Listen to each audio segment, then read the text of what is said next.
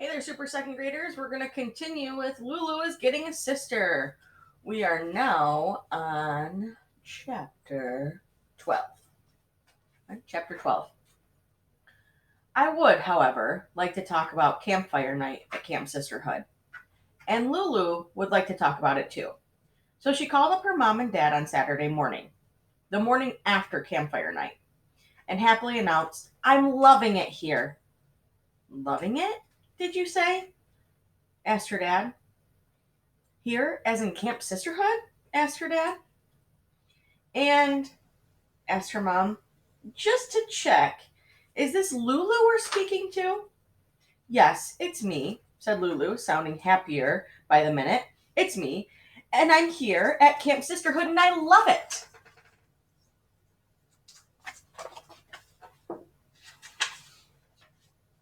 And why is that? Asked her dad, who was sounding a funny combination of pleased and confused. Because, said Lulu, on campfire night, they teach us how to be bad to our little sisters. Or, if we're getting a brother, our brothers. They teach us how to do things that we're definitely are not nice. And that is so cool. There must be some misunderstanding, said her dad. A terrible misunderstanding, said her mom. We need to call me Debbie immediately. So they did. What? Asked Lulu's mom. Is this campfire night? And what, asked Lulu's dad, are you teaching? Are you folks teaching at Camp Sisterhood? And what are you trying to teach our sweet little girl?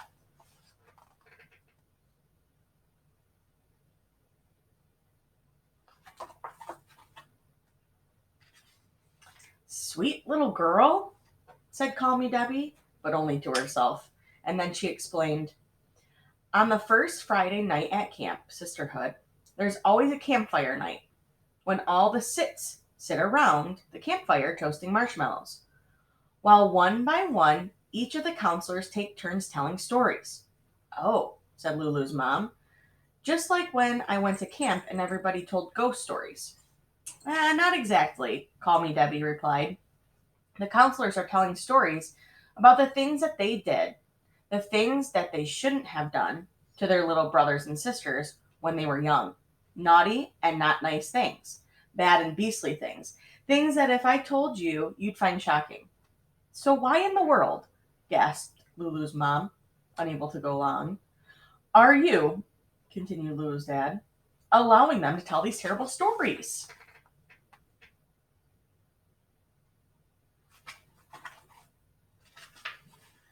Because, Call Me Debbie said proudly, when they're finished with their stories, they tell the sits how sad and sorry they are that they ever did such things, and how ashamed and guilty they feel for having done them, and how very much they wish they had treated their little brothers and sisters better.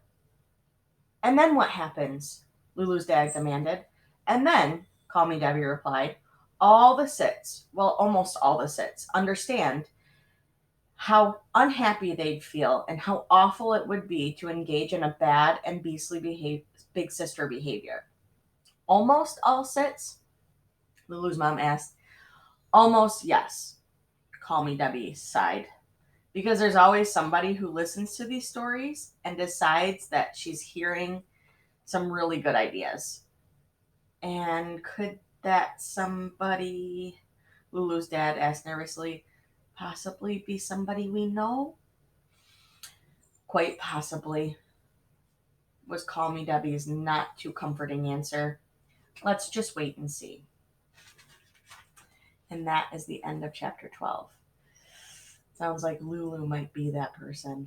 I want you to make a prediction, what you think's going to happen, and I'll see you next time.